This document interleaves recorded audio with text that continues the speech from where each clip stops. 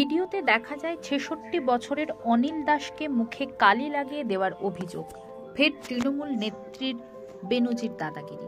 এদিন প্রকাশ্য রাস্তায় প্রবীণ প্রাক্তন সিপিএম নেতাকে মারধর, মুখে কালি। মারধরের অভিযোগ তৃণমূল নেত্রী বেবি কোলেও তার দলবলের। রাস্তায় ফেলে মার। এই ভাইরাল ভিডিওকে ঘিরে তোলপাড় পড়ে গিয়েছে। ভিডিওতে দেখা যায় ৬৬ বছরের অনিল দাসকে মুখে কালি লাগিয়ে দেওয়ার অভিযোগ। এই ঘটনায় অভিযুক্ত তৃণমূল নেত্রী বেবি কোলেও তার অনুগামীরা। অনিল দাস প্রাক্তন সিপিএম নেতা, বর্তমানে একটি বামপন্থী সংগঠনের সঙ্গে যুক্ত। স্কুটিতে যাওয়ার সময় খড়গপুরের খড়িতা মোড়ের কাছে মারধরের অভিযোগ। প্রাণ বাঁচাতে পাশে একটি রঙের দোকানে আশ্রয় অনিল দাসের।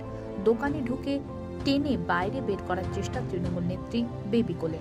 মারধরের পাশাপাশি টাকা, মোবাইল ছিনতাইয়ের চেষ্টার অভিযোগ। অনিল দাসকে উদ্ধার করেন স্থানীয় দোকানদাররা। দেখুন বিস্তারিত।